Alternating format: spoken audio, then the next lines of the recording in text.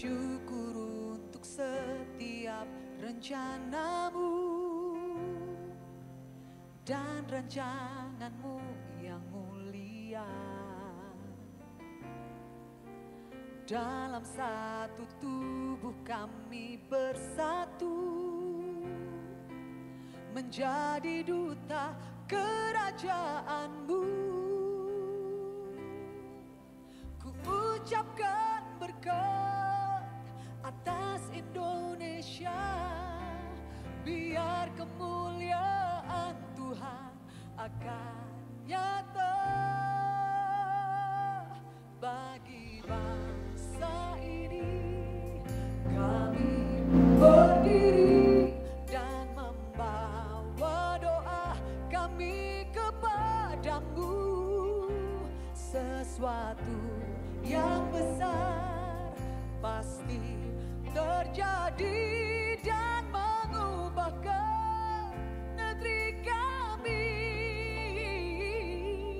Hanya namamu Tuhan ditinggikan atas seluruh bumi.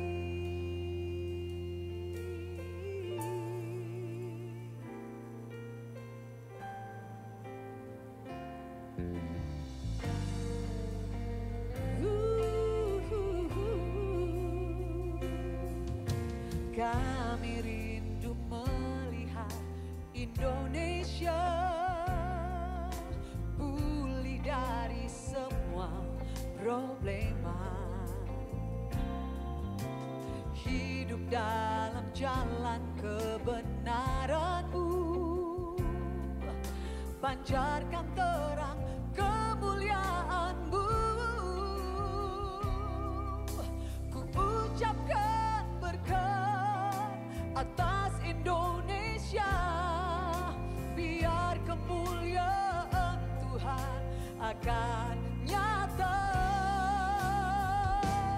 bagi bangsa ini.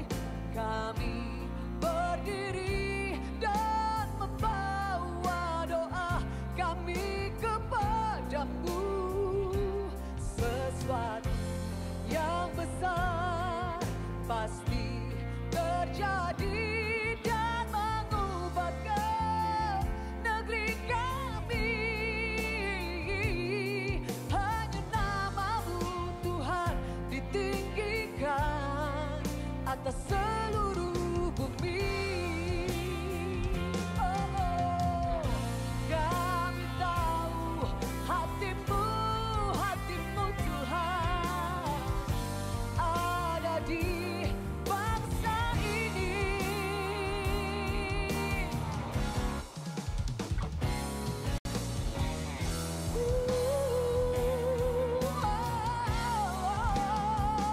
Bagi bangsa ini kami berdiri dan membawa doa kami kepadamu.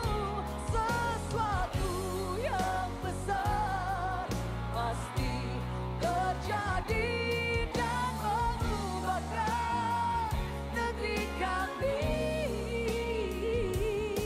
Hanya namamu Tuhan ditinggikan atas seluruh bumi.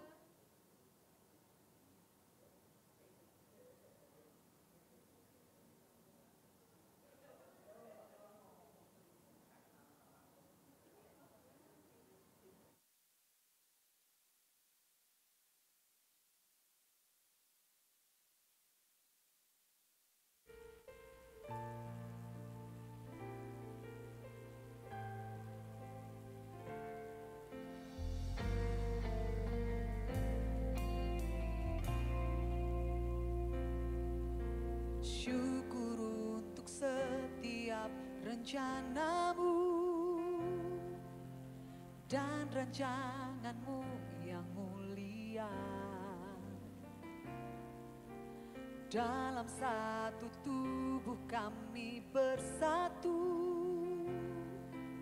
menjadi duta kerajaan-Mu.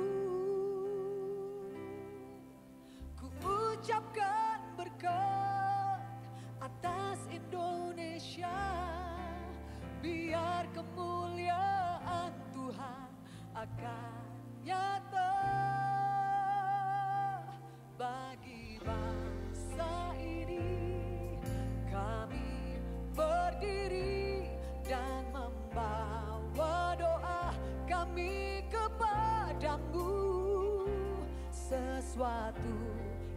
besar pasti terjadi dan mengubahkan negeri kami. Hanya namamu Tuhan ditinggikan atas seluruh bumi.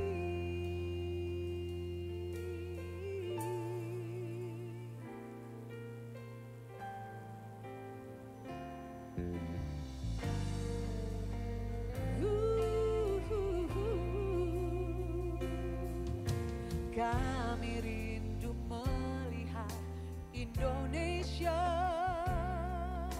pulih dari semua problema,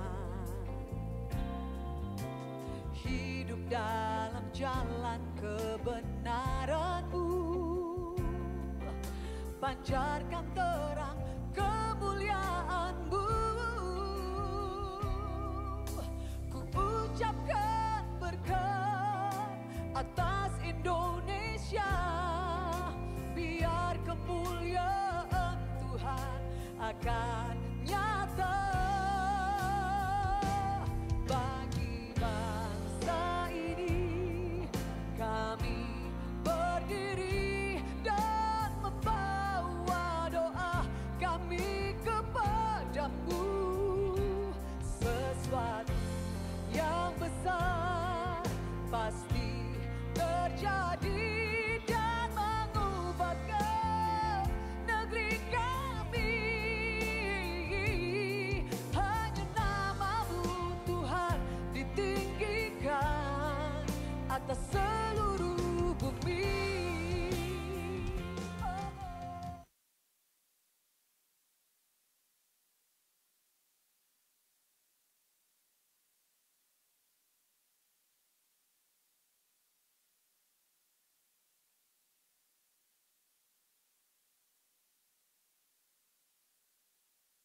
Shalom God's People, selamat datang di seri edukasi ibadah.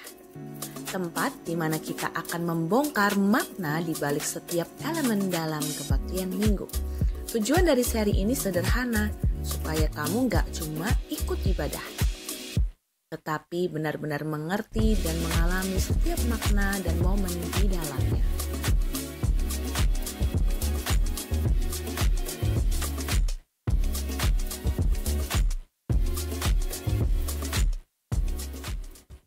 Puji Tuhan, kita sudah sampai di bagian keempat dalam seri ibadah dan misi.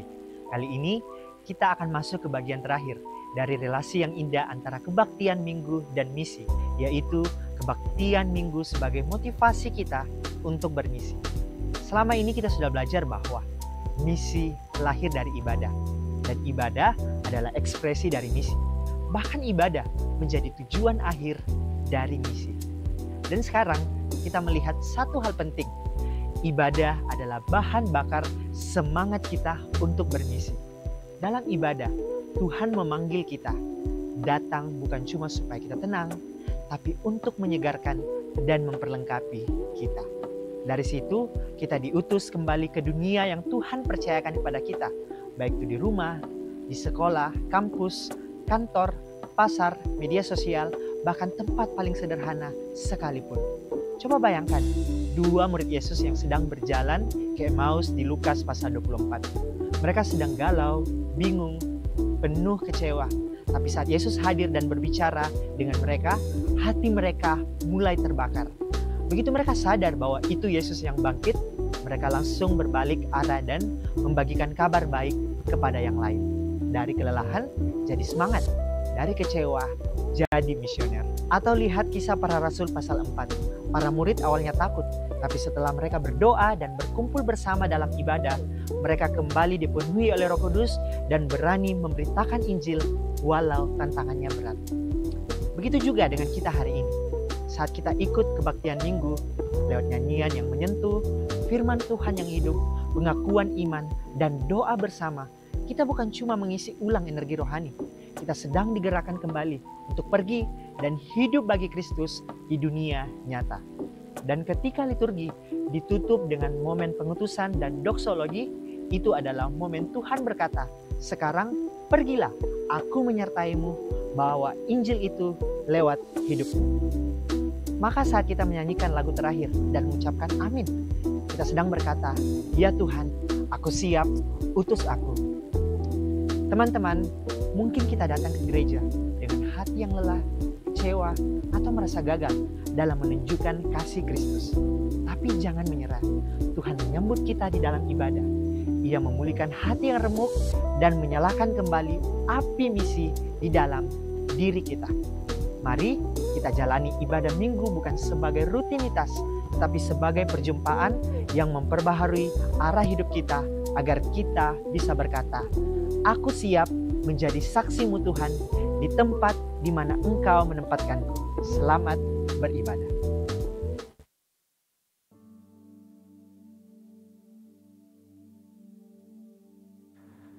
Selamat pagi, Salam. Puji Tuhan. Hari ini kita bisa bertemu kembali di tempat ini, kita akan beribadah bersama-sama Bapak Ibu. Saya mengundang semuanya untuk bangkit berdiri. Saya mengajak kita, mari kita mengambil waktu teduh di hadapan Tuhan. Kita berdoa secara pribadi, mengucap syukur untuk kasih karunia yang Tuhan berikan bagi kita.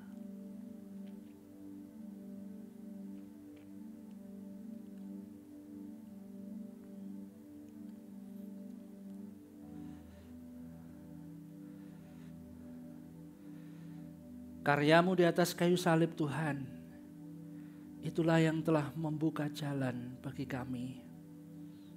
Kami bisa menikmati hadirat-Mu yang kudus pada saat ini. Kami bisa menyapa-Mu dengan sapaan Bapa. Tuhan, terima kasih. Pagi hari ini kami menyerahkan ibadah ini dari awal sampai akhir ke dalam tangan Tuhan. Mari Engkau yang akan melimpahkan berkat serta rahmat-Mu bagi kami semua yang mengikuti di tempat ini. Dan biarlah nama-Mu kami tinggikan, kami muliakan dengan segenap jiwa dan kekuatan kami. Tuhan, kami membuka ibadah ini di dalam nama Tuhan Yesus Kristus, Juru Selamat kami yang hidup. Amin. Silakan duduk kembali, selamat beribadah, Tuhan memberkati. Ya Tuhan, Engkaulah Allahku. Aku mau meninggikan Engkau, mau menyanyikan syukur bagi nama-Mu. Sebab dengan kesetiaan yang teguh, Engkau telah melaksanakan rancangan-Mu yang ajaib, yang telah ada sejak dahulu.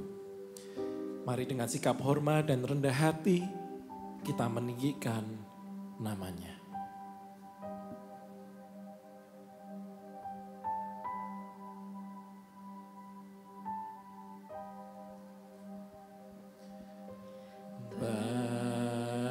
Bagaimanakah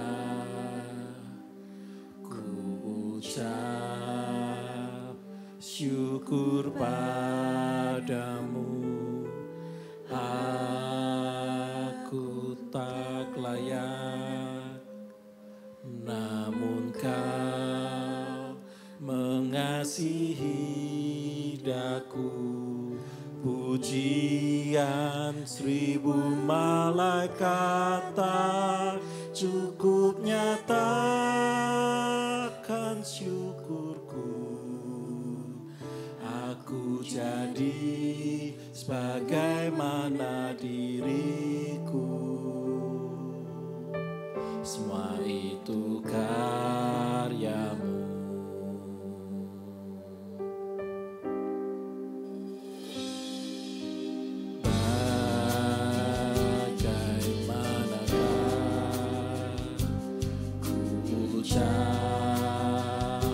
Syukur padamu, aku tak layak, namun Kau mengasihi daku. Pujian ribuan malaikat tak cukup nyatakan syukurku. Aku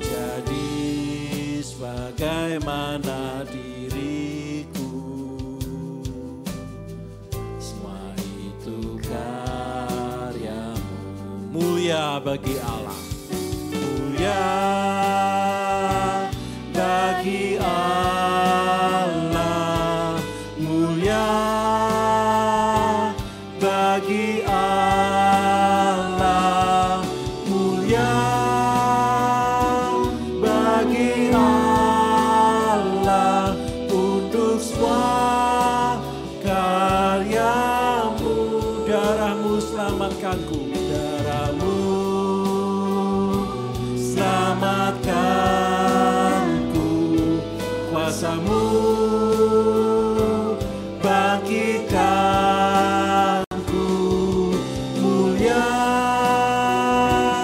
bagi Allah untuk semua karyamu. Biar hidupku selalu menyenangkanmu, Tuhanku. Segala puji bagi karya yang Nabi Kalvari. Layaklah segala bangsa, layaklah segala bangsa sujud kepadamu. Sebab Kau Allah yang kudus, layak disembah. Layaklah segala bangsa, layaklah segala bangsa sujud kepadamu. Sebab Kau Allah yang kudus, layak disembah, layak disembah.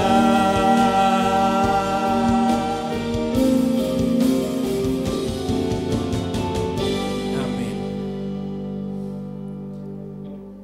Aku berkata kepadamu, demikian juga akan ada sukacita di sorga karena satu orang berdosa yang bertobat. Lebih daripada sukacita karena 99 orang benar yang tidak memerlukan pertobatan. Mari Bapak Ibu Saudara sekalian, dengan sikap rendah hati kita akan datang kepadanya untuk mengakui segala dosa dan kesalahan kita.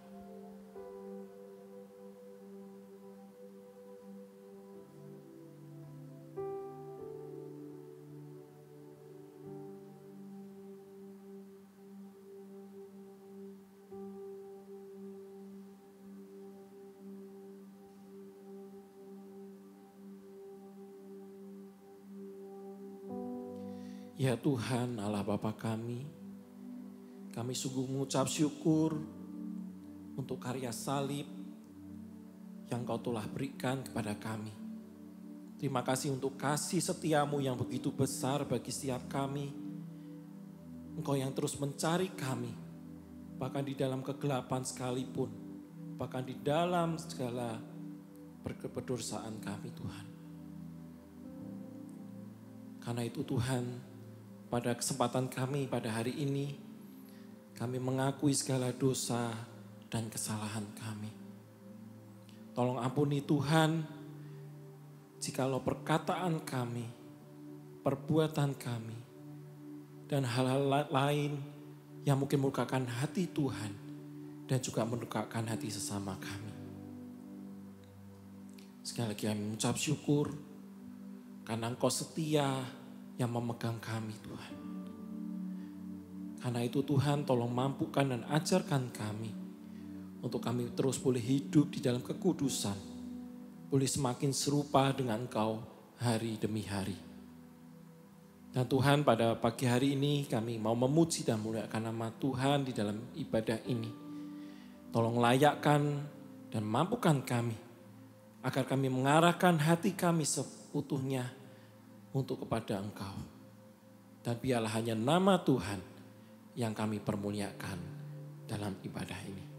Terima kasih Tuhan, inilah doa kami yang kami naikkan hanya di dalam nama Tuhan Yesus Kristus. Amin. Amin. Saya undang Bapak Ibu untuk bangkit berdiri. Inilah berita anugerah kita. Ingatlah semuanya ini, hai Yakub, sebab engkaulah hambaku, hai Israel. Aku telah membentuk engkau, engkau adalah hambaku. Hai Israel, engkau tidak akan kulupakan. Aku telah menghapus segala dosa pemberontakanmu seperti kabut diterbangkan angin, dan segala dosamu seperti awan yang tertiup. Kembalilah kepadaku, sebab aku telah menebus engkau. Mari kita bersama-sama akan merespon berita anugerah tersebut dengan mengikrarkan pengakuan iman Nisia Konstantinopel yang berbunyi demikian. Aku percaya kepada satu Allah, Bapa yang Maha Kuasa, pencipta langit dan bumi, dan segala yang kelihatan dan yang tidak kelihatan, dan kepada satu Tuhan Yesus Kristus, satu-satunya anak Allah yang diperanakan dari Bapa sebelum alam semesta. Allah dari Allah, terang dari terang, Allah yang sejati dari Allah yang sejati.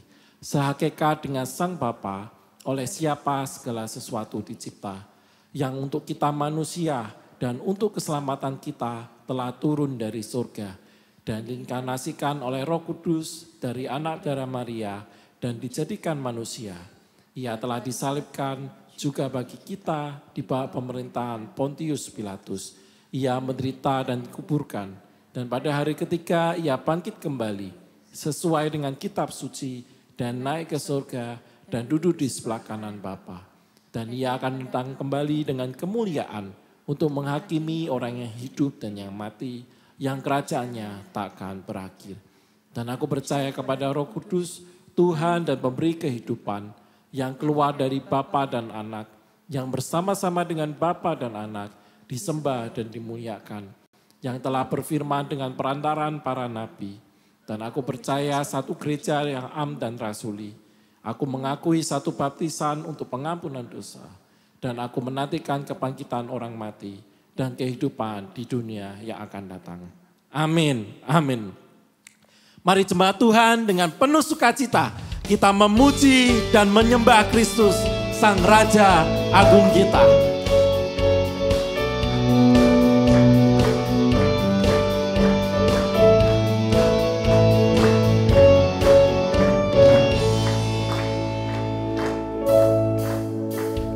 Terpujilah nama Yesus, malaikat bersujud, sembahkan mahkota mulia, beri hormat padanya. Sembahkan mahkota mulia, beri hormat padanya.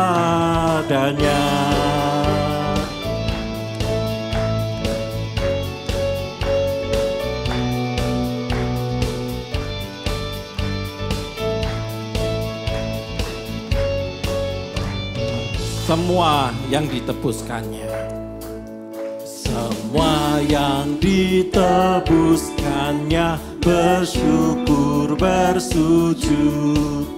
Anugerahnya selamatkanku, beri hormat padanya. Anugerahnya selamatkanku, beri hormat padanya.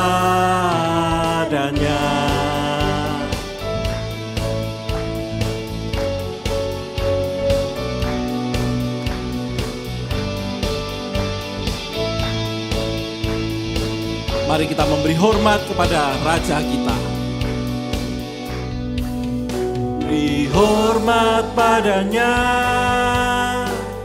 Kristus Sang Raja. Beri hormat, beri hormat, beri hormat padanya, Kristus Sang Raja. Beri hormat, beri hormat. bangsa-bangsa di dunia. Bangsa-bangsa di dunia berhimpun bersujud. Pandanglah hormat mulianya, beri hormat padanya. Pandanglah hormat mulianya, beri hormat padanya.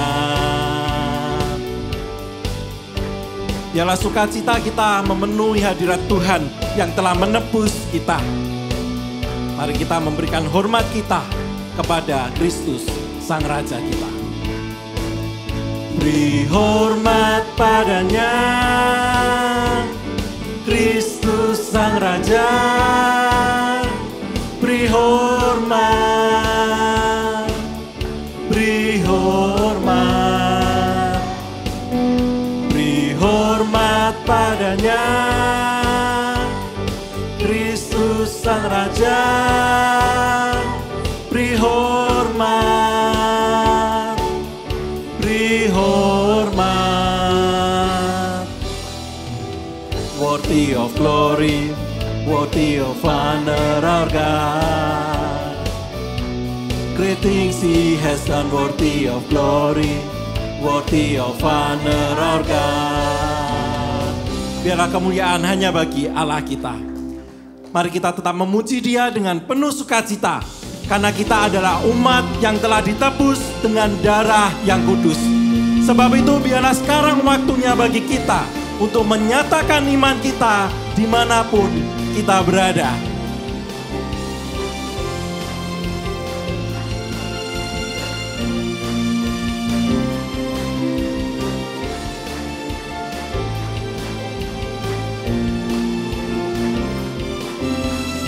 Kita diutus untuk berdiri teguh dimanapun kita telah ditempatkan, sebagai laskar kerajaan Allah untuk menghalau kuasa gelap dan menuai jiwa. Karena kita telah ditebus dengan darahnya yang kudus untuk pekerjaan mulia, bersiaplah bagi Dia. Sekarang waktunya menyatakan iman kita di tengah dunia, bahwa Yesuslah Tuhan. Berapapun harga yang harus kita bayarkan, tak dapat melampaui anugerahnya yang mulia. Sekarang waktunya membawa kesaksian kita di tengah dunia, dan tetaplah setia. Berapapun harga yang harus kita bayarkan, terlebih mulia mahkota tersedia. Nah, undang Bapak Ibu boleh berjabat tangan satu sama lain, katakan Tuhan Yesus baik.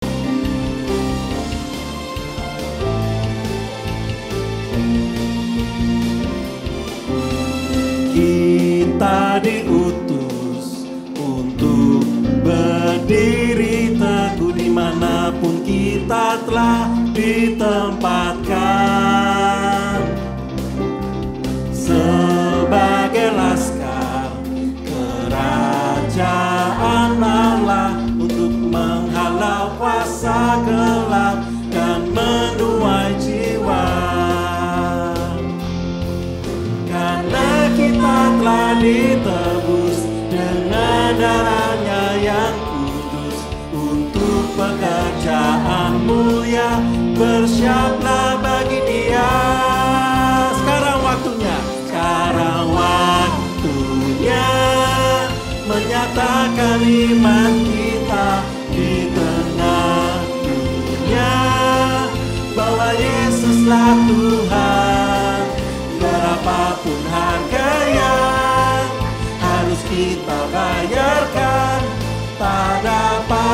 melampaui anugerahnya yang mulia. Sekarang waktunya membawa kesaksian kita di tengah dunia, dan tetaplah setia.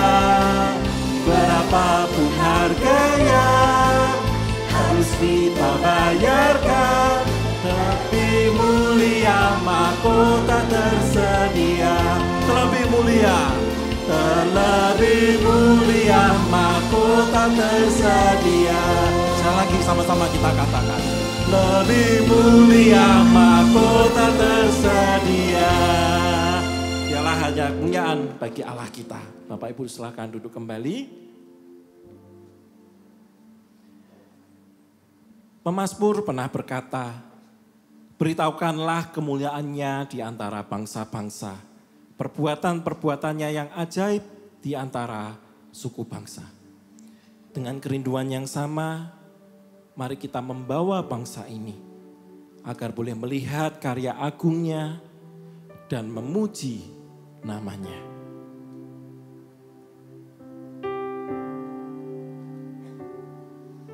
Syukur untuk setiap rencanamu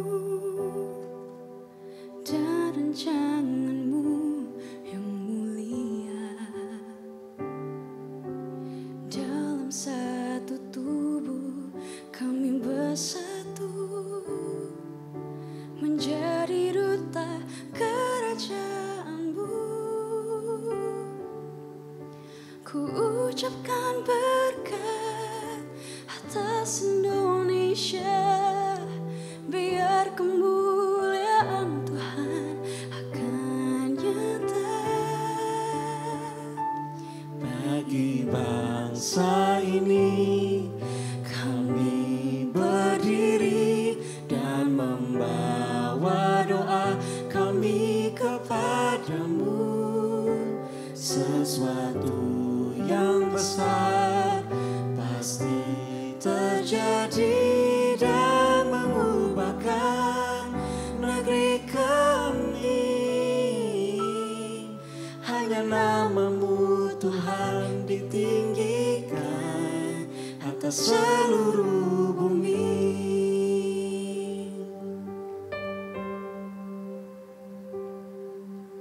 Kami rindu melihat Indonesia pulih dari semua problema, hidup dalam jalan kebenaran-Mu, pancarkan terang kemuliaan-Mu. Ku ucapkan berkat atas Indonesia, biar kemuliaan Tuhan akan nyata.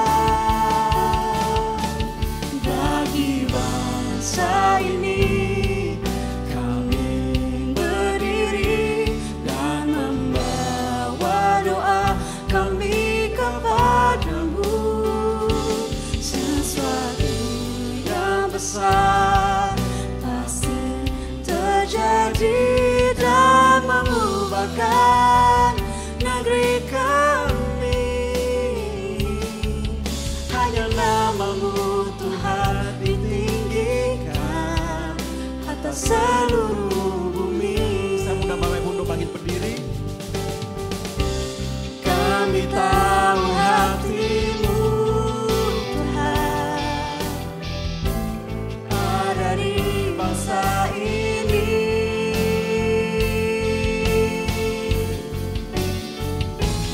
Bagi bangsa ini kami berdiri dan membawa doa kami kepadamu. Sesuatu yang besar pasti terjadi dan mengubahkan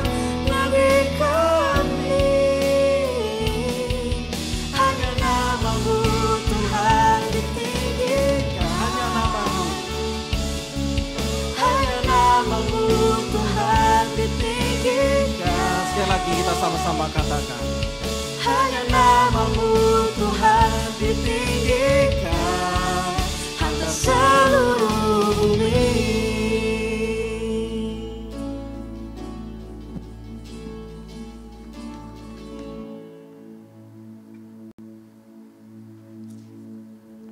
Mari kita masuk di dalam doa. Bukan sebuah kebetulan ketika Tuhan menempatkan kami di bangsa Indonesia ini. Di tengah carut marut yang bangsa ini hadapi, Tuhan, Engkau punya maksud, dan salah satunya ketika kami terus diajar untuk terus berharap kepada Tuhan. Ketika kami diajar untuk terus berseru kepada Tuhan. Ketika kami diajar untuk terus mempercayai Tuhan di tengah-tengah situasi yang tidak mengenakkan. Ya Tuhan, seperti pujian ini biarlah kami terus membawa bangsa ini, mendoakan bangsa ini, karena kami yakin Tuhan tetap berdaulat, menolong kami anak-anak Tuhan yang berjuang untuk menjalani setiap kehidupan, menyertai, menuntun kami hari lepas hari. Tuhan terima kasih. Dan pada saat ini kami akan belajar firman Tuhan. Biarlah firman-Mu juga yang akan menjadi kekuatan bagi kami, mengingatkan kami terus bahwa Tuhan menopang kami, Tuhan menolong kami, bahkan Tuhan menguduskan kami untuk satu misi yang jelas bagi dunia ini. Terima kasih Tuhan, tolong kami. Dalam nama Tuhan Yesus kami berdoa dan mengucap syukur. Amin. Silakan duduk kembali Bapak Ibu.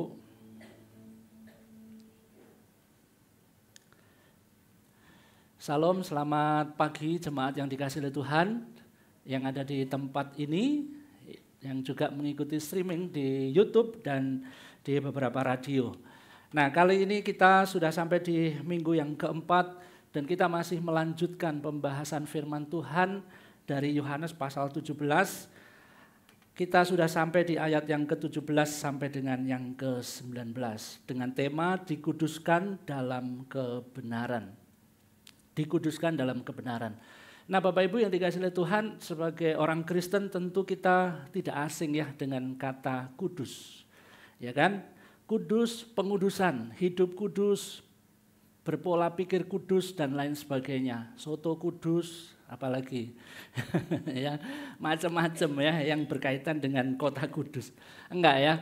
Kadang-kadang ketika kita berpikir tentang kudus dan pengudusan, kita itu langsung berpikir tentang sebuah peraturan yang banyak begitu ya. Pokoknya kalau mau hidup kudus atau proses pengudusan itu harus berhadapan dengan aturan-aturan. Enggak boleh begini, enggak boleh begitu, harus begini, harus begitu gitu.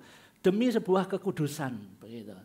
Sehingga yang terjadi adalah kita itu kadang-kadang merasa bahwa kalau sudah ngomong kudus atau pengudusan, kecuali suatu kudus itu menjadi sesuatu yang berat gitu. Aduh, rasanya kita nggak mampu gitu. Itu menjadi satu beban berat, menjadi satu standar yang mustahil.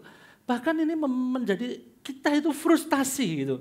Aduh, nggak bisa aku hidup seperti yang Tuhan inginkan, kekudusan yang seperti ini, itu, dan lain sebagainya begitu. Tapi pada saat ini ada sebuah pertanyaan begini. Bagaimana jika kita salah memahami tentang kekudusan? Apa yang akan terjadi jika ternyata kita itu salah memahami tentang kekudusan? Bagaimana jika kekudusan bukanlah tentang apa yang kita lakukan untuk Tuhan, tetapi sebetulnya kekudusan itu adalah tentang apa yang Tuhan sudah lakukan di dalam kehidupan kita. Pernah nggak kita berpikir bahwa kekudusan itu sebetulnya adalah satu tindakan Tuhan, satu karya Tuhan, pekerjaan Tuhan yang Tuhan sudah kerjakan, yang Tuhan berikan kepada kita. Itu adalah kekudusan. Nah pada saat ini kita akan belajar dari doa Tuhan Yesus yang berbicara juga tentang kekudusan yang ada sangkut pautnya, berbicara menegaskan sangat jelas kekudusan berkaitan dengan karya Tuhan, dengan pekerjaan Tuhan, dengan karya Kristus di atas kayu salib bagi kita. Dan saya berharap melalui kebenaran firman Tuhan ini, kita semua memiliki pola pikir yang berbeda ketika kita menghadapi kekudusan. Ketika kita berusaha untuk hidup kudus. Ketika kita menjalani proses pengudusan. Kita memiliki sebuah dasar, kita memiliki sebuah pengharapan, kita memiliki sebuah penghiburan. Bahwa semua yang kita alami, semua yang kita kerjakan, ternyata Tuhan sudah mengerjakannya, ternyata Tuhan sudah menyelesaikannya. Nah, mari kita melihat dari Yohanes pasal 17 ayat 17 sampai 19. Mungkin bisa tolong mic saya dikurangi sedikit ya. Oke. Terima kasih. Mari kita baca bersama-sama 3 ayat ini. Ya, ayat 17, 18, 19. Kita baca bersama-sama ya. 1, 2, 3. Kuduskanlah mereka dalam kebenaran. Firman-Mu adalah kebenaran. Sama seperti Engkau telah mengutus aku ke dalam dunia, demikian pula aku telah mengutus mereka ke dalam dunia, dan aku menguduskan diriku bagi mereka, supaya mereka pun dikuduskan dalam kebenaran. Amin.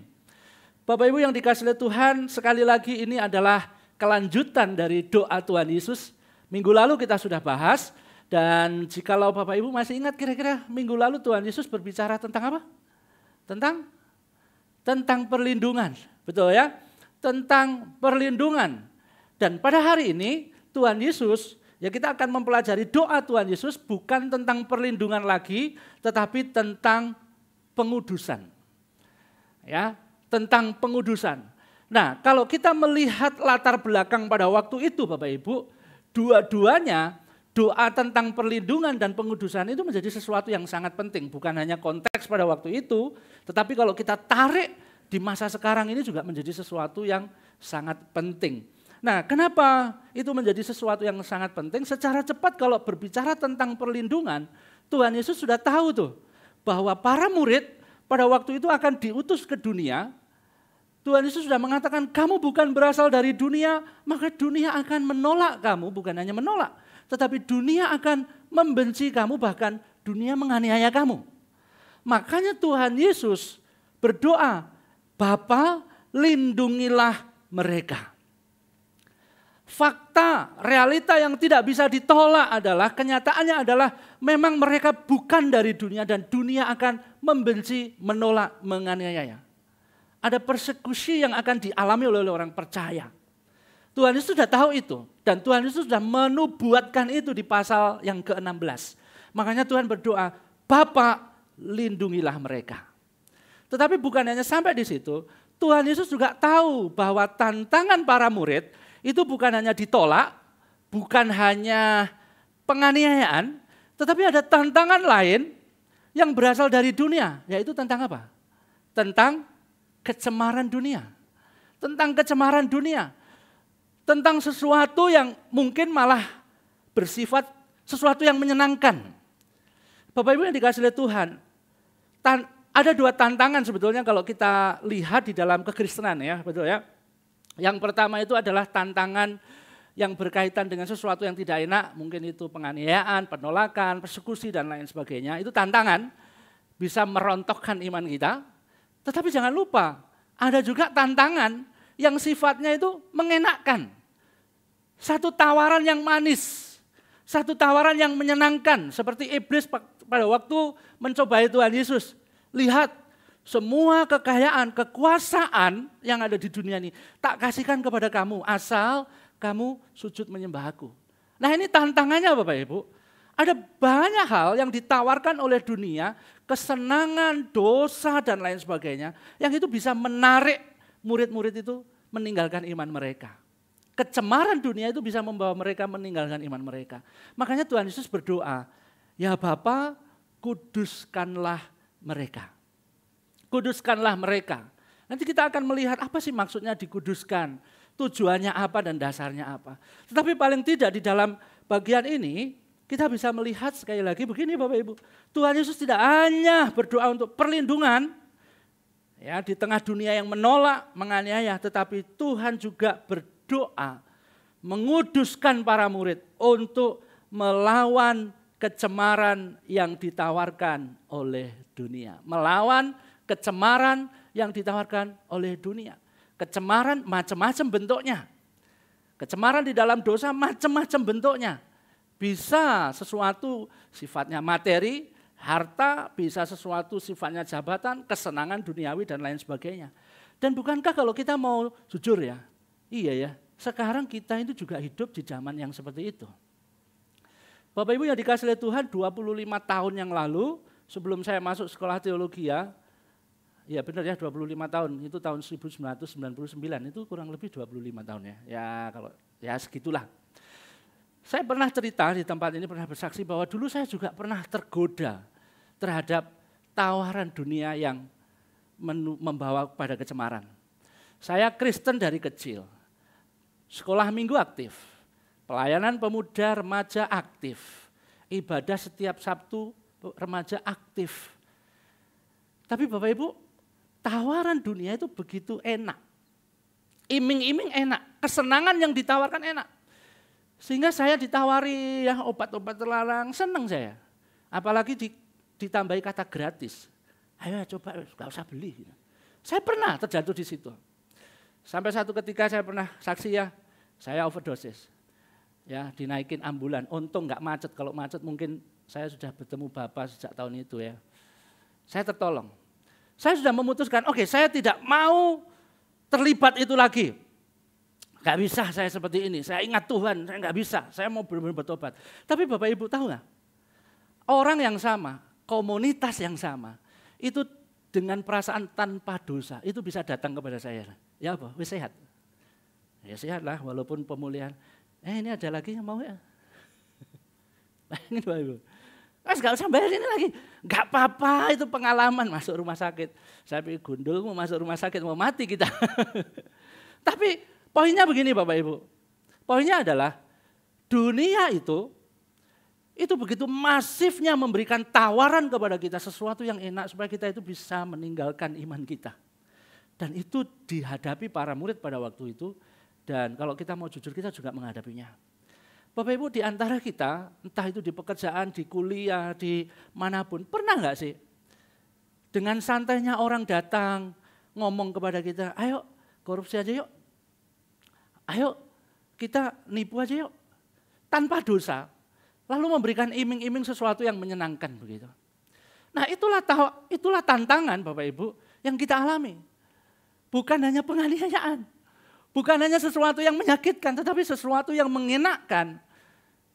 Gemerlap dunia itu bisa dipakai oleh si jahat untuk membawa kita jatuh dalam dosa. Makanya Tuhan Yesus di dalam bagian ini berdoa. Bukan hanya mereka dilindungi, tetapi mereka juga dikuduskan. Nah Bapak Ibu yang dikasihi oleh Tuhan, dari doa Tuhan Yesus ayat 17 sampai 19, saya membagi bagian ini 3 ya. Saya akan mengajak kita untuk kita belajar itu tentang sarana kekudusan. Lalu kita belajar tentang tujuan kekudusan dan apa yang menjadi dasar kekudusan. Nah 3 hal ini kita akan ambil dari masing-masing ayat, ya karena ayatnya cuma 3, enggak juga. Karena memang poinnya sangat jelas, saya melihatnya di situ, yaitu tentang sarana, tujuan, dan dasar kekudusan. Nah mari kita melihat satu persatu Bapak Ibu. Mari kita melihat apa yang menjadi sarana sehingga kita itu menjadi umat Tuhan yang kudus. Di dalam bagian ini kita akan menemukan bahwa kita atau para murid itu dikuduskan oleh kebenaran. Ayat yang ke-17 bunyinya begini, kuduskanlah mereka dalam kebenaran. Firman-Mu adalah kebenaran. Kuduskanlah mereka dalam kebenaran, firman-Mu adalah kebenaran.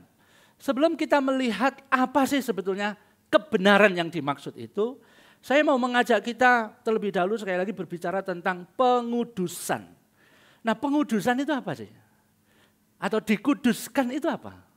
Kalau kita melihat di dalam penggunaannya di berbagai ayat, dikuduskan itu bisa berarti dipisahkan atau dikhususkan, begitu.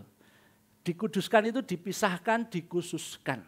Nah dulu kalau di zaman perjanjian lama itu ada alat-alat tertentu yang itu dikhususkan untuk ibadah, untuk upacara tertentu. Jadi nggak boleh sembarangan, oh ini dikhususkan begitu.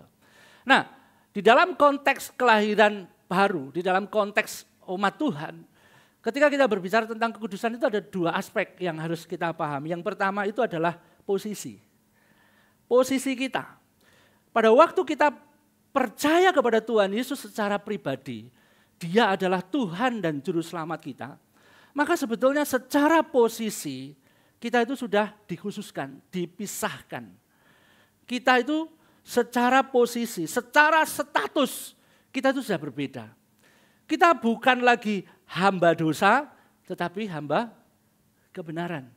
Kita bukan lagi dikungkung di kuasa kutuk dosa, tetapi kita hidup di dalam anugerah. Secara status berbeda. Secara posisi kita berbeda. Itu dikuduskan. Tetapi juga ada aspek yang kedua Bapak Ibu yang tidak boleh kita lupakan, yaitu proses. Proses. Nah, Tuhan Yesus di dalam bagian ini berbicara tentang proses. Kalau dikuduskan secara posisi, para murid ketika sudah mengakui Yesus sebagai Tuhan dan Juru Selamat, statusnya sudah jelas, mereka menjadi anak-anak Tuhan. Termasuk kita ketika kita percaya Yesus, status kita sudah jelas. Tapi jangan lupa, proses pengudusan itu adalah sesuatu yang terus-menerus terjadi, proses. Ya. Dan itu terjadi seumur hidup Bapak Ibu, terjadi seumur hidup.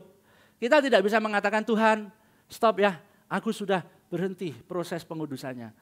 Kalau kita berbicara seperti itu, dengan kata lain kita ngomong kepada Tuhan, Tuhan, aku mau mengakhiri hidupku. Begitu. Ya. Di dalam proses pengudusan ini kita terus-menerus, kita diperbarui di dalam apa? Kekudusan praktis. Dalam karakter kita, di dalam tindakan kita, itu semakin selaras dengan status kita yang kudus. Bapak Ibu, mungkin kita sering menyanyikan pujian yang sangat indah dan saya suka sekali. Ku mau seperti-Mu Yesus, disempurnakan selalu. Ada yang tahu ya lagu itu? Nah, ketika kita menyanyikan itu Bapak Ibu, ku mau seperti Yesus, proses menuju sana itu tidak bisa instan Bapak Ibu, kita harus ingat. Itu bukan seperti main sulapku, mau seperti-Mu Yesus, jebret langsung sama, wah langsung jadi orang baik, langsung di dalam karakternya menjadi orang yang bijaksana. Enggak Bapak Ibu, itu ada satu proses, kadang-kadang jatuh bangun. Itu namanya proses. Kadang-kadang ketika kita memiliki dosa-dosa tertentu, kadang-kadang kita terjerumus di dalam area yang sama. Itulah proses. Bapak Ibu yang dikasihi Tuhan, kita itu tidak bisa, misalkan kita jatuh di dalam dosa, terus kita ngomong sama Tuhan, Tuhan, tolong Tuhan, aku tidak mau jatuh di dalam dosa ini lagi. Sudah. Setelah itu terakhir dan pertama kali seumur hidup gitu. Ada di sini yang seperti itu? Tidak pernah mengulang satu dosa tertentu. Ada? Kalau ada minggu depan khotbah ya. Saya yakin kok tidak ada ya. Kita itu tidak bisa benar-benar meninggalkan satu dosa ini benar-benar langsung seketika gitu nggak bisa. Ada proses. Bapak Ibu, saya pun juga sama. Ada area-area tertentu yang saya itu bisa jatuh di situ. Jatuh lagi gitu kan. Ya itulah proses. Sebagai manusia berdua kita proses.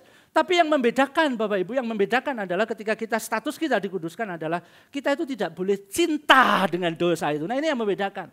Ini berbeda dengan orang-orang tertentu, dengan dosa-dosa tertentu dia senang. Gak apa-apa, enak. Diulang lagi. Nanti bulan depan nggak apa-apa lagi, enak gitu. Tanpa ada satu penyesalan. Nah ini beda Bapak Ibu, bukan seperti itu maksud saya. Bukan seperti itu. Kalau itu, nah itu perlu dipertanyakan itu. Tapi maksud saya adalah di dalam proses itu kita sebagai manusia yang lemah, maksud saya adalah kita itu wajar kalau kita jatuh bangun. Wajar.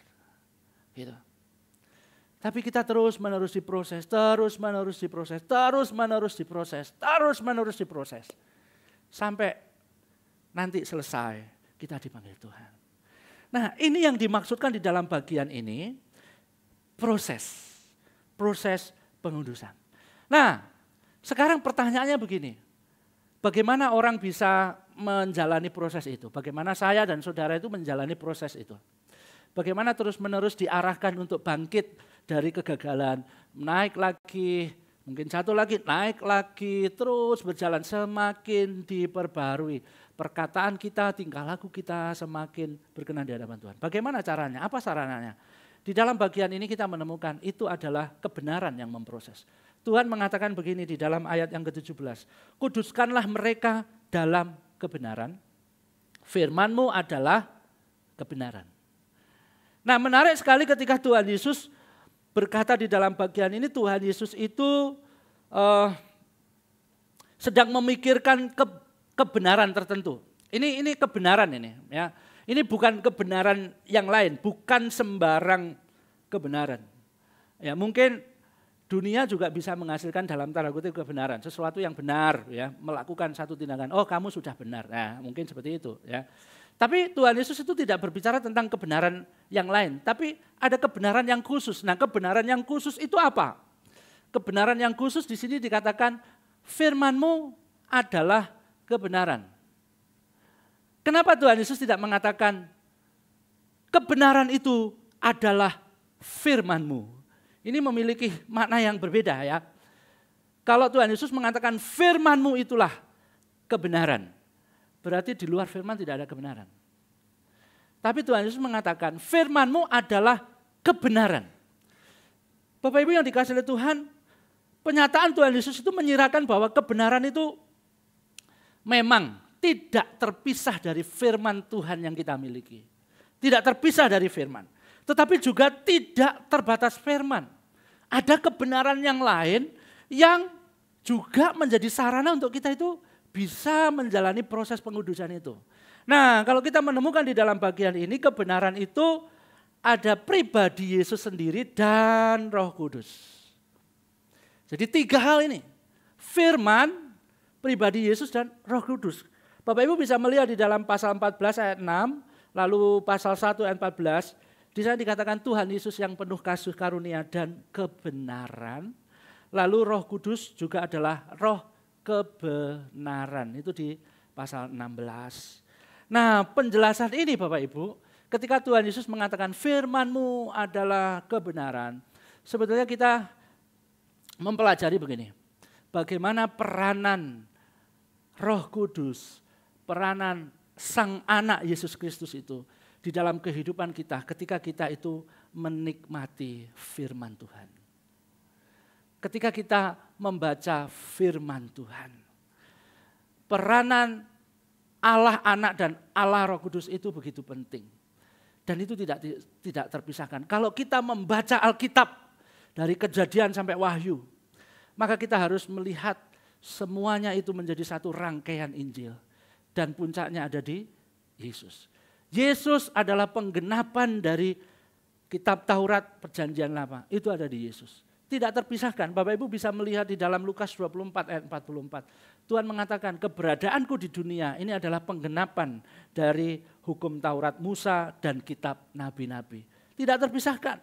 Lalu juga di dalam Alkitab itu membawa kita kepada satu pengenalan yang arahnya kepada Yesus Kristus. 1 Timotius 3 ayat 15. Di sana dikatakan, ingatlah juga bahwa dari kecil engkau telah mengenal kitab suci dan dapat memberi hikmat kepadamu, menuntun engkau pada satu pengenalan iman yaitu Yesus Kristus.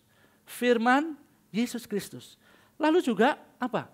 Ketika kita membaca firman, kita itu butuh pribadi Roh Kudus yang menolong kita, memberikan pencerahan kita, supaya kita itu bisa menyelidiki hal-hal yang tersembunyi di dalam diri Allah. Kalau Bapak Ibu membaca di dalam 1 Korintus 2 ayat 10 sampai 12 dan Efesus 1 ayat 17 sampai 18, di sana dikatakan kita itu bisa mengetahui isi hati Allah. Kita itu bisa tahu siapa Allah ketika kita membaca firman dan Roh Kudus memberikan pencerahan, memberikan hikmat kepada kita. Jadi 3 hal ini menjadi sarana pembentukan kita, proses kita. Makanya kalau 3 hal ini dipisahkan satu dengan yang lain, maka ini tidak bisa membawa kita kepada satu proses. Saya kasih contoh misalkan, jikalau Yesus Kristus Sang Anak dan Roh Kudus ini tidak ada, kita hanya mengandalkan firman. maka kita tidak akan sanggup, tidak akan mampu memahami seberapa besar kasih Allah terhadap kita. Mungkin kita akan terjebak kepada pemuasan intelektual. Bapak Ibu jangan salah loh ya, ada orang-orang tertentu itu yang mempelajari Alkitab just hanya untuk dipelajari, bukan untuk dihidupi. Ada. Baca terus Alkitab, tapi bukan untuk direnungkan, bukan dilihat sebagai satu kesatuan tentang Yesus, bukan. Tapi baca pengen tahu apa sih isinya. Cuman ya sudah, kalau sudah tahu ya sudah selesai. Tidak seperti itu.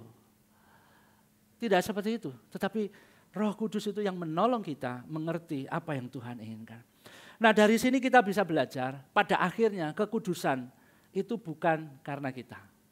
Kekudusan itu bukan hasil dari meditasi, bukan hasil dari mengosongkan pikiran, bukan hasil dari pengalaman emosional yang meluap-meluap, bukan hasil karena ketaatan buta melakukan ritual tertentu. Wah begini sembahyang ibadah, begini harus begini. Enggak. Tetapi kekudusan itu adalah hasil dari pikiran, dari hati kita yang terus menerus apa? Diperbaharui. Terus menerus dibentuk. Terus menerus diubahkan oleh kebenaran firman melalui karya Roh Kudus dan Yesus Kristus. Itulah sarananya. Makanya Bapak Ibu yang dikasihi Tuhan, mari kita mulai belajar ya. Untuk membaca firman, bukan sekedar untuk memenuhi target. Mentang-mentang kepala DG-nya harus baca firman ya, ada laporan gitu, ya udah baca. Ditanya artinya apa? Mbuh pokoknya mboco. Bukan. Tapi mari kita merenungkan, kita minta tolong. Tuhan, biarlah Roh Kudus-Mu memampukan aku. Apa maksud Tuhan dengan firman-Mu hari ini? Tuhan, biarlah Engkau menolong aku untuk mengkaitkan firman-Mu ini dengan karya Kristus dalam kehidupanku. Sehingga ketika kita bisa melakukan itu, pada waktu kita merenungkan firman Tuhan, entah itu pagi atau malam, ketika kita membaca firman Tuhan, entah itu pagi atau malam, maka kita akan semakin mengerti kasih karunia Tuhan. Dan itu membuat hati kita diubahkan. Pola pikir kita diubahkan. Nah itulah proses pengudusan. Yang kedua, Tuhan memiliki maksud ketika kita dikuduskan, yaitu kita diutus ke dalam dunia. Ini sudah kita bahas minggu yang lalu juga. Di dalam ayat yang ke-18, sama seperti Engkau telah mengutus aku ke dalam dunia, demikian pula aku telah mengutus mereka ke dalam dunia. Sekali lagi Bapak Ibu, kita dipanggil oleh Tuhan menjadi anak-anaknya, bukan untuk kita hidup eksklusif, memisahkan dari dunia, bukan. Bukan untuk kita hidup menutup diri, tidak mau bergaul dengan orang-orang di sekitar kita, bukan. Tetapi justru Tuhan memanggil kita untuk kita terjun ke dunia itu. Kalau kita melihat seperti apa sih kita diutus ke dalam dunia, jawabannya adalah seperti Bapa mengutus Yesus ke dalam dunia. Nah bagaimana Bapa mengutus Yesus ke dalam dunia? Kita menemukan di dalam Yohanes 3 ayat 17. Sebab Allah mengutus anaknya ke dalam dunia bukan untuk menghakimi dunia, melainkan untuk menyelamatkannya oleh Dia. Pada waktu Tuhan Yesus datang ke dunia, Dia diutus oleh Bapa. Dia tinggal bersama-sama dengan orang-orang pada waktu itu. Dia masuk ke dalam budaya, dia makan bersama-sama dengan pemungut cukai, dia kumpul dengan orang-orang berdosa, dia menyentuh orang kusta, dia menunjukkan kasih yang begitu radikal Bapak Ibu. Misi Tuhan Yesus itu begitu inkarnasional, ya, maksudnya Tuhan benar-benar mau menjadi manusia, hidup di antara manusia. Pada waktu Tuhan Yesus datang ke dunia, dia tidak menjadi pribadi yang dijauhi oleh orang, orang nggak boleh mendekat gitu, enggak ya. Tetapi benar-benar dia membumi, dia hidup di tengah-tengah orang pada waktu itu ya. Nah, di dalam bagian ini seperti Bapa mengutus aku, biarlah aku juga mengutus mereka. Artinya ada sebuah keteladanan Bapak Ibu, ketika kita diutus ke dunia, Kita itu dipanggil, ya, seperti Tuhan ya, inkarnasional. Kita itu dipanggil membumi, kita itu dipanggil untuk bergabung dengan mereka. Kita itu dipanggil untuk menggarami mereka. Kita itu dipanggil untuk hidup nyata bagi orang-orang di sekitar kita. Kita dipanggil untuk menjadi berkat bagi bangsa ini. Ya. Kita itu dipanggil untuk menunjukkan kasih Kristus. Kita itu dipanggil untuk membagikan Injil melalui perkataan, perbuatan di tengah-tengah konteks kehidupan kita, Bapak Ibu. Salah satu contoh bagaimana kita bisa menjadi atau mengerjakan bagian ini, ya. Kita hadir di tengah-tengah orang-orang yang membutuhkan adalah ketika kita mendengar kabar tentang bangsa yang carut-marut ini. Bapak Ibu, saya secara manusia ya, kadang-kadang kalau melihat berita itu ya muangkel gitu ya. Siapa di sini kalau melihat berita tentang korupsi, terus tentang kebijakan yang enggak enak gitu ya. Siapa di sini yang melihat berita itu langsung senang, puji Tuhan gitu. Siapa di sini yang mangkel? Saya yakin semuanya merasa juga gitu ya, sama mungkin, aduh apalagi gitu. Itu kalau di media sosial rasanya itu pengen memaki dengan kata gitu ya, apalah begitu ya. Ada beberapa orang itu kalau mendengar gitu tuh langsung, waduh gini. Bukan lagi menenangkan, malah menimbulkan hoaks. Menimbulkan provokasi, bener ini begini, ayo gini. Bapak Ibu, secara manusia kadang-kadang tergoda ya untuk itu ya. Tapi saya berpikir begini ya, ini kalau aku ikut maki-maki apa ya perubahannya. Kalau aku ikut mengatakan sesuatu yang memprovokator kira-kira ada perubahan gak ya? Bukankah saya lebih baik melakukan sesuatu yang berdampak untuk bangsa ini, berdoa? Bukankah saya lebih baik melakukan sesuatu yang memiliki dampak positif di tengah-tengah carut-marut bangsa ini, mengerjakan bagianku dengan tanggung jawab? Ada satu orang Bapak Ibu chatting sama saya. Apa alasannya kita bisa bersyukur dan menikmati dan hidup di tengah bangsa Indonesia ini? Dia tanya begitu Bapak Ibu. Semuanya tidak ada yang baik sama sekali. Begitu. Lalu saya memberikan jawab ini, coba Bapak renungkan. Dengan protes, dengan memaki, dengan menjadi provokator, bahkan mungkin dengan menyebarkan berita hoaks. Dampaknya apa bagi bangsa ini? Memang tidak ada sesuatu alasan untuk kita senang dengan bangsa ini. Tetapi paling tidak ada satu alasan yang tetap kita membuat senang bahkan bersuka cita. Tuhan memegang kita. Tuhan menolong kita. Tuhan gak pernah meninggalkan kita.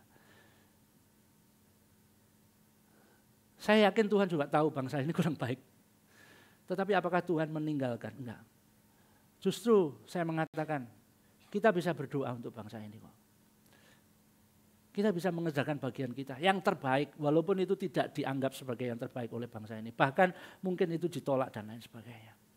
Bapak Ibu dikasih oleh Tuhan, ketika tadi kita menyanyikan pujian yang tadi itu ya. Bagi bangsa ini kami berdiri. Itu pujian lama Bapak Ibu. Saya tidak tahu dulu latar belakangnya seperti apa pada waktu pujian itu dikarang. Ya kan? Tetapi saya melihat di dalam bagian ini, ada satu bagian yang kita bisa lakukan. Paling tidak mendoakan. Ada satu bagian yang tetap membuat kita itu bisa bertahan. Kenapa? Ya Tuhan menjaga kita. Tuhan menolong kita. Bukan satu kebetulan ketika kita ada di bangsa ini. Dan itulah apa yang disampaikan Tuhan. Tuhan mengutus kita ke tengah-tengah dunia. Tuhan mengutus kita ke tengah-tengah dunia. Tuhan menginginkan kita mengerjakan bagian kita. Walaupun itu kadang-kadang sekali lagi ya Bapak Ibu, ini hal yang susah, ya, susah banget. Bagi pengusaha, bagi pelaku bisnis susah banget. Situasi yang kurang baik. Tetapi biarlah kita terus berdoa. Kita menyerahkan bangsa ini. Kita menyerahkan bagian kita. Tuhan yang menolong. Dan itulah Tuhan mengutus kita menjadi garam dan terang bagi dunia ini. Itu yang kedua. Tuhan memakai firman-Nya memakai Roh Kudus, memakai putranya, Yesus Kristus, menolong kita untuk memahami firman sehingga kita terus-menerus dikuduskan. Tuhan mengutus kita ke tengah-tengah dunia yang carut marut ini. Kita menjadi berkat bagi mereka, menjadi pancaran kasih. Kita akan belajar dasarnya apa kok bisa semua itu terjadi. Nah, bagian yang ketiga. Ini yang menjadi dasar, menjadi penghiburan bagi kita juga, ya, menjadi kekuatan bagi kita ketika kita menjalani proses saat ini. Pengudusan Kristus bagi murid-muridnya. Ayat 19, dan aku menguduskan diriku bagi mereka supaya mereka pun dikuduskan dalam kebenaran. Aku menguduskan diriku bagi mereka supaya mereka pun dikuduskan dalam kebenaran. Nah, sebetulnya ini menjadi satu puncak dari doa Tuhan Yesus untuk para muridnya. Ya, Tuhan Yesus berdoa, ya, dia telah dikuduskan untuk mereka. Nah, tapi pertanyaannya begini, maksudnya dikuduskan itu apa? Aku telah menguduskan diriku. Nah, Bapak Ibu, saya mau mengajak kita melihat ini. Di dalam terjemahan secara hurufiah ayat 19a saja, itu bunyinya seperti ini. Dan demi, ada kata demi ya, atau huper. Dan demi mereka, aku menguduskan diriku. Ada kata demi mereka, di Indonesia enggak ada. Tapi menariknya kata yang sama huper, demi ini di beberapa bagian ketika Tuhan Yesus mengatakan atau ini berkaitan dengan karya Kristus itu selalu dikaitkan itu dengan penebusan Bapak Ibu. Dengan penebusan. Demi orang percaya, demi para murid itu selalu dikaitkan dengan penebusan. Nah, sebetulnya ini membawa kita kepada satu kebenaran bahwa Kristus itu sebetulnya sedang berbicara demi mereka, aku itu mengorbankan diriku. Aku memberikan diriku itu sebagai korban demi mereka. Nah, ada terjemahan dari NLT ini ya. Bapak Ibu bisa membacanya. And I give myself as a holy sacrifice for them. Dan aku memberikan diriku sendiri sebagai persembahan yang sempurna, yang kudus demi mereka, untuk mereka, demi mereka. Bapak Ibu yang dikasihi oleh Tuhan, Yesus itu sudah kudus. Dia tanpa dosa, Bapak Ibu. Ya kan? Dia tanpa dosa.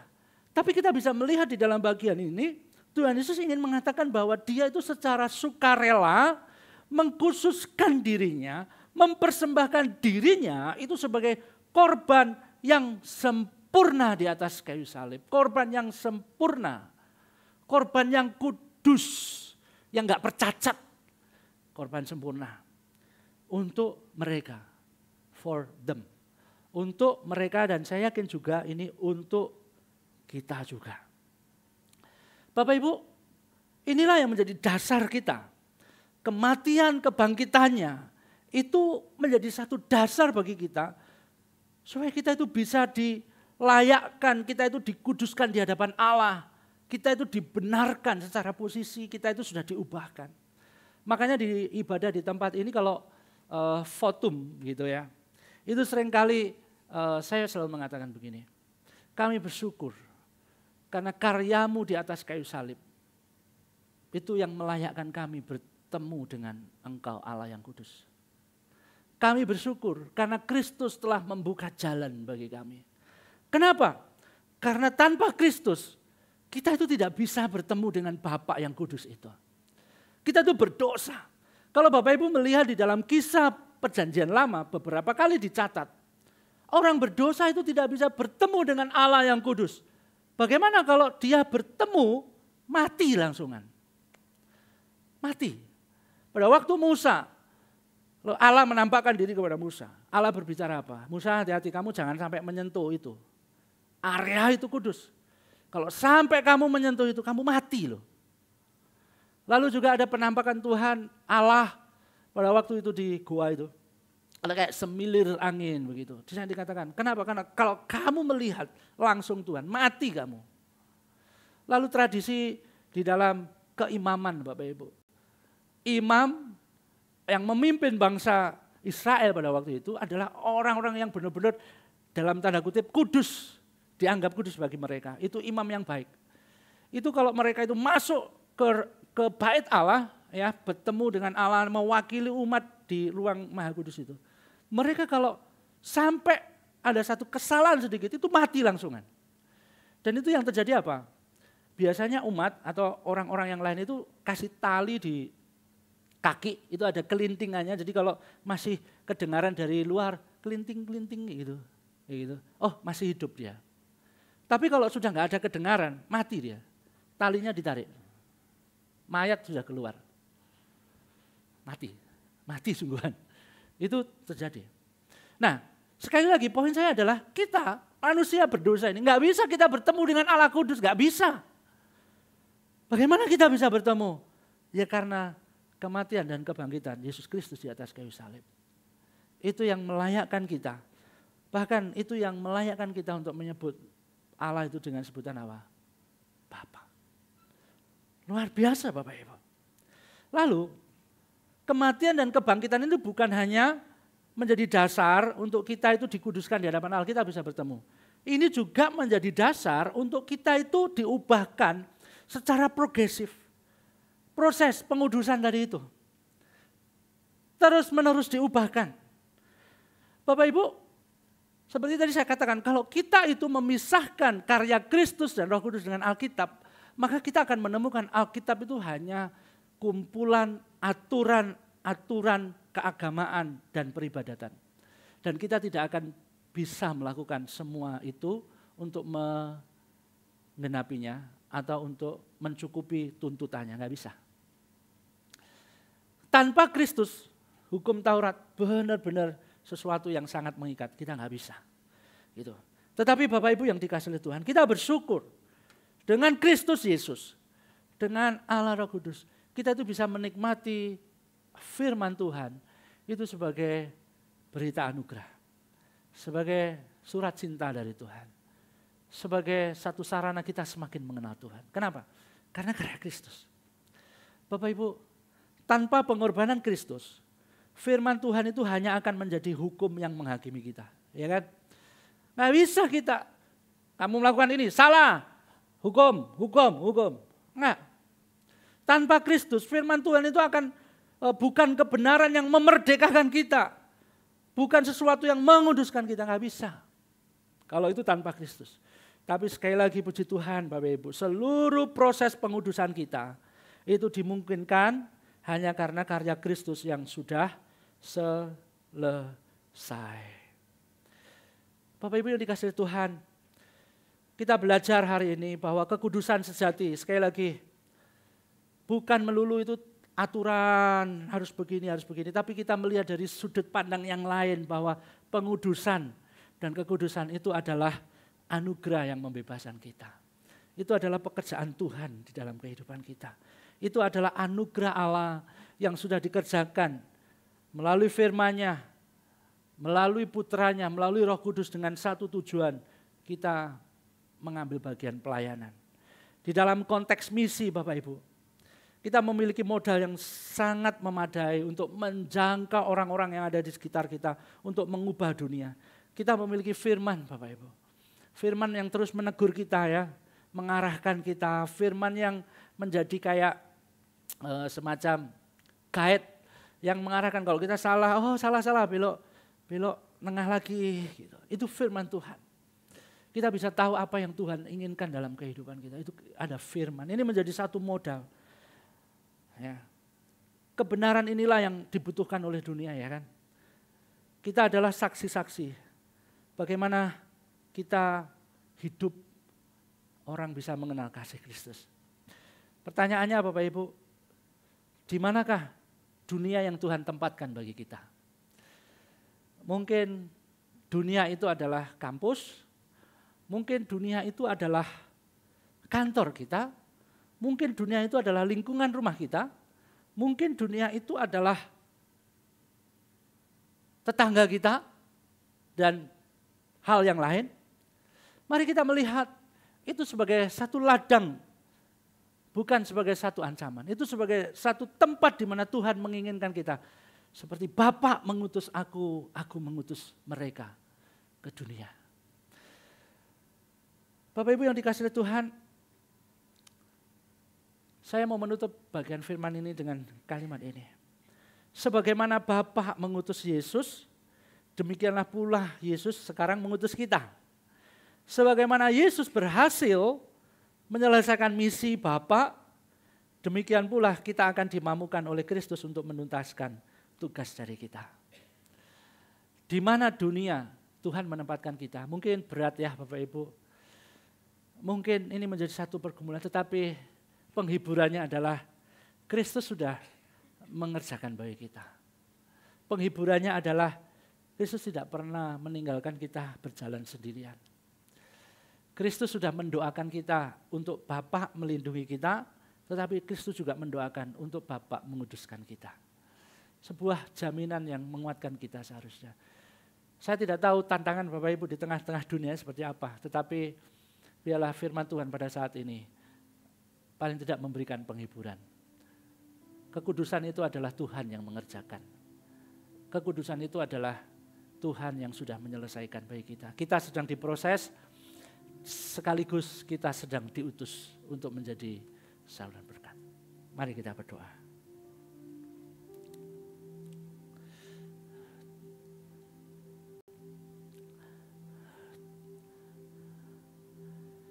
Tuhan, terima kasih. Engkau telah berkarya terlebih dahulu dalam kehidupan kami. Terima kasih ya Tuhan. Engkau telah memberikan firman. Engkau telah memberikan Roh Kudus yang tinggal di dalam hati kami. Yang terus menolong kami untuk memahami firman-Mu. Terima kasih untuk karya-Mu di atas kayu salib yang juga memampukan kami menjadi bagian keluarga Allah. Tuhan, terima kasih. Hamba-Mu berdoa menyerahkan untuk kami semua di tengah-tengah situasi yang carut marut ini. Mungkin kami bergumul, mungkin kami merasa lemah, mungkin kami merasa tidak sanggup lagi. Tetapi biarlah doa-Mu menjadi penghiburan bagi kami. Doa-Mu Tuhan Yesus menjadi kekuatan bagi kami. Engkau melindungi, Engkau juga menguduskan kami. Terima kasih ya Tuhan. Terima kasih. Inilah doa kami yang kami naikkan di dalam nama Tuhan Yesus Kristus, Juru Selamat kami yang hidup. Amin.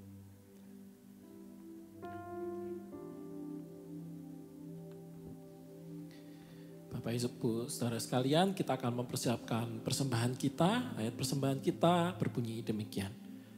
Aku tahu ya Allahku bahwa Engkau adalah penguji hati dan berkenan kepada keikhlasan. Maka aku pun mempersembahkan semuanya itu dengan sukarela dan tulus ikhlas. Bapak Ibu yang beribadah secara onsite bisa memberikan persembahan melalui amplop yang tadi sudah dibagikan. Dan seusai ibadah bisa dimasukkan dalam kotak persembahan yang ada di belakang.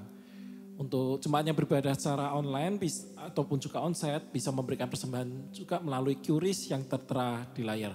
Sambil mempersiapkan persembahan kita akan menyaksikan pengumuman minggu ini. Shalom, welcome to Reform Exodus Community. This is our church, this is our home.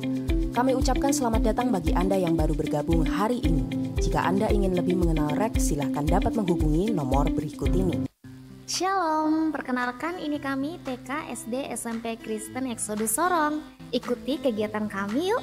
Nah ini di TK, kami sedang mempersiapkan tanah untuk menanam. Anak-anak happy dan senang. Nah kalau ini kami sedang melakukan eksperimen massa jenis air, di mana airnya akan dituangkan garam dalam kapasitas yang cukup tinggi, lalu ditaruh telur ya. Nah kalau ini ada eksperimen densitas dan tegangan permukaan. Nah kalau yang ini mereka buat kelepon bersama Miss dan Misternya. Nah ini kami bersama para orang tua dan murid rekreasi ke pantai dan berenang bersama di sana. Selain kegiatan TK ada juga kegiatan SD.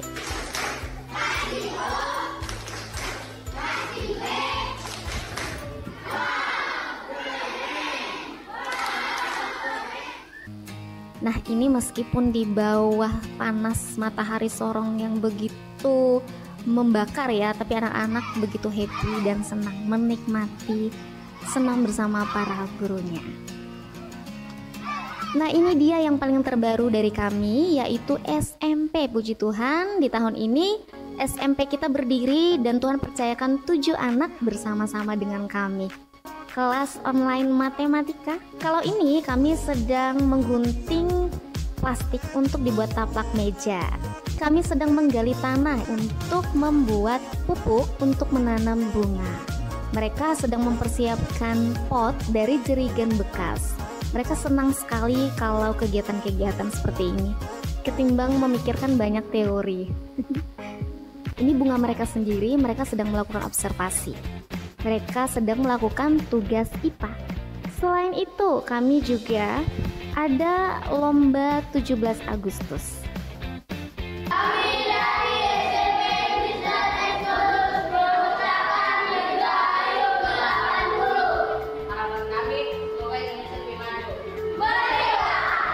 Selamat Hari Raya Kemerdekaan semuanya.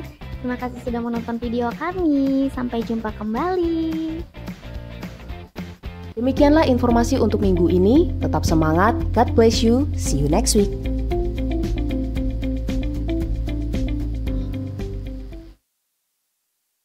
Ada beberapa hal yang ingin saya sampaikan. Sekali lagi Bapak Ibu, kita sudah menyimak sebagian kegiatan yang dilakukan oleh anak-anak didik kita, yaitu di TK, SD, dan SMP Exodus yang ada di Sorong. Nah, saya mengajak kita semuanya untuk terus mendukung program ini, mendukung sekolah ini. Bapak Ibu bisa melihat semua informasinya atau Bapak Ibu bisa menghubungi Ibu Venisa untuk bergabung bersama-sama mendukung program pengembangan sekolah yang ada di Sorong. Dan yang berikutnya Bapak Ibu, nah kemarin minggu kita sudah ada lomba-lomba ya, jadi ini adalah pemenang mini games kemarin. Nanti hadiahnya bisa langsung mengambil di dekat pintu masuk atau menghubungi saudari Melinda ya. Ada lomba makan kerupuk, pingpong dan cerdas cermat bukan Alkitab kemarin ya. Nah itu ya. Lalu yang berikutnya Bapak Ibu, minggu depan adalah minggu terakhir dan ini juga sekaligus mengakhiri bulan misi. Di tempat ini kita sudah banyak belajar tentang tugas kita sebagai anak-anak Tuhan dan ini juga mengakhiri bulan Agustus. Nah, kami tim ibadah mengajak untuk menjaga budaya Nusantara. Bapak Ibu boleh memakai pakaian nuansa batik atau kalau Bapak Ibu punya pakaian adat boleh dipakai. Ya, pakaian adat boleh dipakai. Dan nanti juga akan ada basar di lantai 1 yang digawangi oleh guru-guru sekolah minggu dan anak-anak sekolah minggu. Dan basar ini nanti itu transaksinya adalah pakai poin hafal ayat begitu ya. Ayatnya itu sudah di-sharing di grup kalau tidak salah, silahkan dihafalin sebanyak-banyaknya. Semakin Bapak Ibu banyak menghafal, semakin banyak makanan yang Bapak Ibu terima ya. Kurang lebih seperti itu ya, karena kan pakai poin ya. Jadi silakan Bapak Ibu bisa meramaikan. Acara ini akan dilaksanakan setelah ibadah KU2. Jadi setelah ibadah KU2 ya. Jadi mari kita meriahkan untuk acara minggu depan. Nah, itu saja yang ingin saya sampaikan. Sebelum kita berdoa bersama-sama, saya mau menyambut dengan sukacita. Apakah ada yang baru pertama kali beribadah di tempat ini bisa angkat tangan sebentar sih kalau ada? Ada? Oh, selamat datang ya yang di ruang baby. Tuhan memberkati. Ada di atas? Oh ya, selamat datang Ibu. Ya, Tuhan memberkati juga saudari yang di lantai balkon. Kami sangat bersukacita dan rindu jikalau belum ada tempat ibadah yang tetap, minggu depan bisa berkumpul kembali ya. Di tempat ini ada 3 kali ibadah, pukul 8, pukul 10 dan pukul 5 sore. Nah itu saja yang saya sampaikan, saya semua saya undang bangkit berdiri, mari kita berdoa bersama-sama. Kita akan berdoa untuk sistem pendidikan di Indonesia dan kita terus berdoa untuk pelayanan misi yang ada di Sorong, di Papua, biarlah Tuhan yang akan menolong. Mari kita berdoa. Tuhan, pada saat ini kami menyerahkan persembahan kami ke dalam tangan Tuhan. Biarlah apa yang sudah dikumpulkan ini, ucapan syukur ini, dikelola oleh pengurus di tempat ini. Semuanya hanya untuk kemuliaan Tuhan. Setiap rupiah yang dikumpulkan, semuanya dikelola, dipertanggungjawabkan untuk pelayanan bagi Tuhan. Engkau memberkati para pengurus, Engkau juga memberkati jemaat-Mu yang sudah mengumpulkan. Tuhan, Engkau yang akan terus menolong mereka. Tuhan yang akan menggenggam erat hidup mereka. Tuhan yang akan menyertai hadir hari lepas hari dalam kehidupan mereka. Tuhan, Engkau memberkati, Engkau yang akan mencukupkan setiap hal yang anak-anak-Mu butuhkan. Tuhan, terima kasih pada saat ini kami juga berdoa, menyerahkan untuk sistem pendidikan yang ada di Indonesia. Kami secara khusus berdoa menyerahkan untuk para guru-guru yang telah mengabdikan hidup mereka untuk mendidik anak-anak masa depan bangsa ini. Kami berdoa untuk guru-guru, Tuhan berkati, Tuhan berikan hikmat kepada mereka. Tuhan yang akan memelihara mereka. Tuhan, kami juga berdoa menyerahkan Tuhan untuk pemerintah, bila Tuhan juga yang memberikan hikmat. Pemerintah boleh mengambil satu sistem pendidikan yang baik, yang benar-benar membawa anak-anak boleh menjadi generasi penerus bangsa ini. Tuhan, Engkau menolong ya Tuhan, Menteri Pendidikan dan semua staf yang ada. Tuhan, terima kasih. Pada saat ini kami juga berdoa menyerahkan untuk misi, pelayanan misi di Sorong, di Papua. Kami menyerahkan untuk proses pembelajaran yang terus berlanjut. Tuhan berkati, kami bersyukur untuk anak-anak yang Tuhan kirimkan di sana, guru-guru yang Tuhan kirimkan. Kami juga berdoa menyerahkan Tuhan untuk kebutuhan guru dan kebutuhan dana yang masih kami butuhkan saat ini. Kami berdoa ya Tuhan, biarlah Tuhan yang akan menyediakan. Kami berdoa untuk jejaring yang dikerjakan dengan yayasan, lembaga-lembaga misi yang lain. Biarlah melalui jejaring ini Tuhan memakai, Tuhan yang akan menyediakan terutama untuk guru-guru yang ada di sana. Kami juga berdoa menyerahkan untuk pelayanan anak-anak Tuhan di sana, para guru yang mengadakan pelayanan Kamis Ceria dan Minggu Ceria untuk anak-anak di masyarakat sekitar sekolah. Tuhan, Engkau juga yang akan memberkati, Engkau yang akan memimpinnya. Tuhan, terima kasih. Inilah doa kami ya Tuhan, yang kami naikkan di dalam nama Tuhan Yesus Kristus. Amin.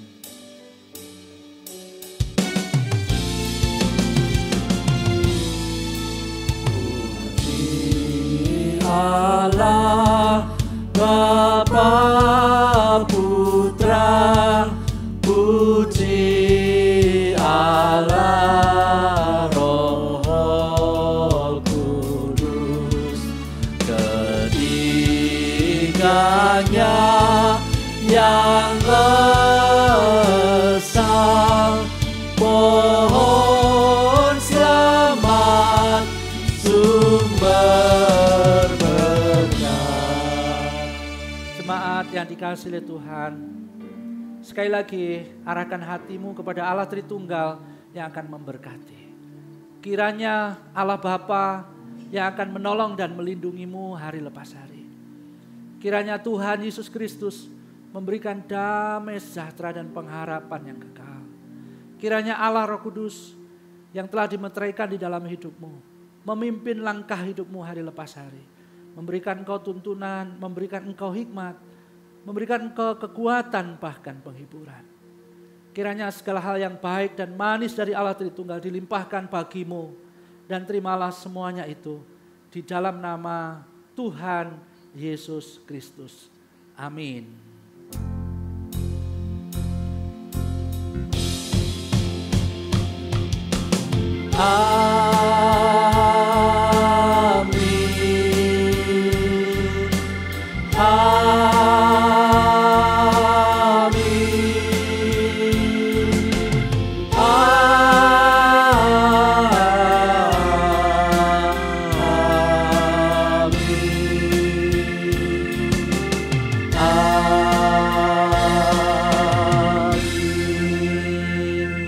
Silakan duduk kembali Bapak Ibu, selamat hari Minggu, Tuhan memberkati kita semuanya.